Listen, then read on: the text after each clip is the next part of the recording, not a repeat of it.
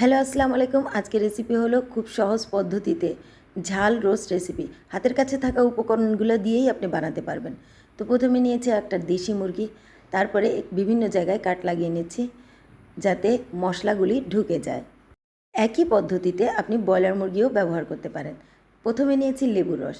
লেবুর রস দিয়ে ভালোভাবে আপনি মিক্স করে নেবেন। তারপরে দিয়ে দিলাম হলুদ। হলুদটা ভালোভাবে মিক্স করে 10 মিনিট রেখে দিবেন। এতে হলুদ আর এই লেবুর রসটা ভালোভাবে এই মাংসে ঢুকে যাবে। তারপরে এইখানে আমি দিয়ে দিলাম গোটা গরম মশলা, তারপরে নিয়েছি পেঁয়াজ। গোটা গরম মশলায় গোলমরিচ অবশ্যই ব্যবহার করবেন। পেঁয়াজটাকে একদম লাল লাল করে ভেজে নেবেন, ক্রিস্পি হওয়া পর্যন্ত ভেজে নেবেন। একটু লবণ দিবেন, খুব তাড়াতাড়ি ক্রিস্পি হয়ে যাবে। তুলে রাখলাম পেঁয়াজ, তারপরে দিয়ে দিলাম এই মুরগিটা ভালোভাবে আমি চিকেনটা ভালোভাবে আমি এটাকে নেড়ে এপিট ওপিট করে আমি ভেজে নেব। খুব বেশি ভাজতে হবে না, খুব বেশি ভাজলেই কিন্তু আপনি মাংসটা শক্ত হয়ে যাবে। তারপরে এইভাবে আস্তে আস্তে আমি ভেজে নেব। এপিট ওপিট 5 মিনিট ভেজে নিয়েছি। তারপরে নামিয়ে রাখলাম। তারপরে দিয়ে দিলাম পেঁয়াজ বাটা।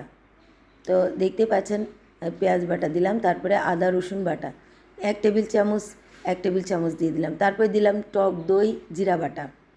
তারপরে দিয়ে দিলাম এখানে বাদাম বাটা। তারপরে এখানে দিয়ে দিলাম বেসিক মশলা, হলুদ গুঁড়া, জিরা গুঁড়া, ধনে গুঁড়া, তারপরে লাল মরিচ গুঁড়া, আর এক্সট্রা দিয়েছি জয়ফল জায়তি। এইটা ভেজে গুঁড়া করে নেবেন। এটা অবশ্যই দিতে হবে, নাহলে রোস্টের যে ফ্লেভারটা ওটা পাওয়া যাবে না।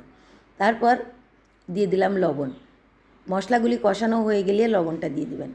তারপরে দিয়ে দিলাম মুরগিটা দিয়ে ভালোভাবে আমি মেখে নেব, যাতে মুরগির এপিট ওপিট সব জায়গায় মশলা লেগে যায়।